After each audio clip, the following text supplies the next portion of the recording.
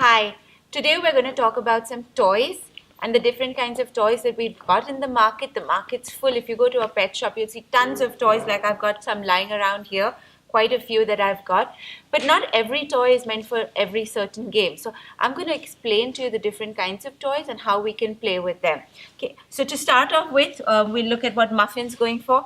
These are play toys, toys that you can use to play and interact with your dog. There could be balls that you see a lot of balls. You see balls on the rope here. Some of these which you can throw and the dog can fetch. So these are interactive toys that you will play with your dog with. Okay. So Muffin's having a field day here, as you can see. So these are what you can play your fetch games with your dog. You can throw it and you interact with your dog using these toys, which would be the balls on the rope, all of them. Then we have what you call as the chew toys.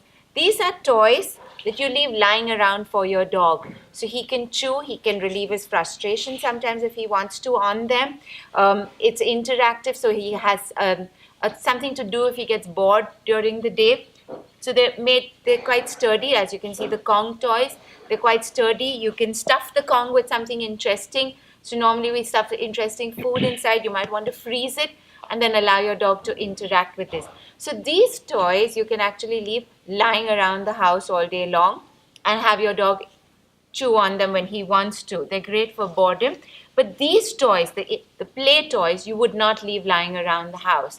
These you interact, you play with your dog, and then you pick up and you put away. Don't allow these to be left lying around.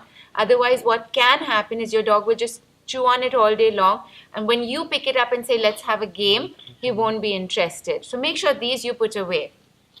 Anything he wants to chew on to relieve frustration or boredom, these are the toys. Then we have what we call as the tug toys. And you might want to take a look at the tugging video that we've got up on our YouTube channel to see how to play the correct game of tug. So these are toys where the dog can hold one end of the toy and you can hold one end of the toy and you can have a great tugging game. So these are some of the tug toys that we have in the market. Remember, any tug toy that you use when you play with your dog, it should be either long or big enough where you can hold one end safely without having to interact with the dog's mouth. So both of you can play safe games. Then we have what we call as, these can also be used for fetch, but these are more like what we call as the swim toys. These would be floating toys, which we throw. Great if you've got dogs that love to swim, Labradors, gun dogs, cockers, all of them great. These are great toys for them to play with. So a lot of these toys will also float and make a great game of fetch also sometimes.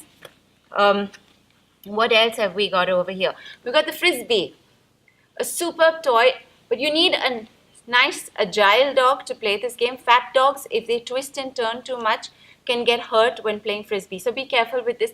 But it's a great game for very active, agile dogs. So you can use the frisbee for that. So as you can see, not all toys fit every purpose.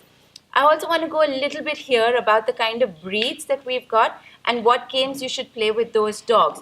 For example, with gun dogs, because of their nature, they're excellent at what we call as visualizing where the toy falls. So with a gun dog, you may not really want to play with this.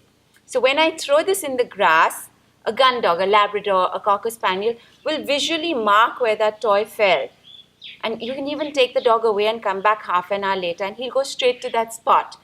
So if I use this and the dog sees it fall, but it rolls away, the dog won't know what to do. So with gun dogs, you need to use toys that won't roll about too much. It'll just stay stationary when it falls.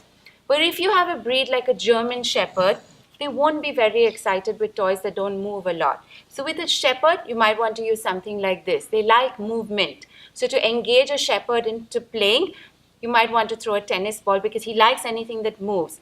As soon as the toy gets stationary, the German Shepherd will lose interest. So with a Shepherd, you might want to use this and not so much of this with a Labrador. Then you have what we call as the squeaky toys. Great toys for dogs that are not very motivated by other toys. So you can motivate a dog using this. But this is something I'd be very careful if I was to ever play with a terrier. Why? Because terriers love anything that squeaks. That's what they were bred to do, right? Hunt rats and other vermin. So Sometimes a toy like this with a terrier would actually over-motivate the dog. You won't get any training done if you tried to use it as a reward. So be careful if you were going to use this with a terrier. We might sometimes need to tone down the kind of toys we play with. With a lot of big dogs, Rottweilers, Mastiffs, people love to play a game of tug. These dogs, because of their slightly possessive instinct, get very excitable in these games.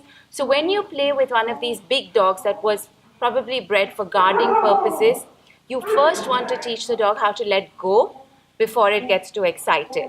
So remember, when playing with your dog, choose your toys carefully. You can even be creative and make toys at home. You don't need to go out and buy all of these. You can be creative, make something simple at home with a sock and a ball or a plastic bottle. And a lot of dogs will prefer that too as a toy. So be creative, play fun games with your dogs, keep it safe, and as Muffin would say, have fun. So thank you, and I'll see you in the next video.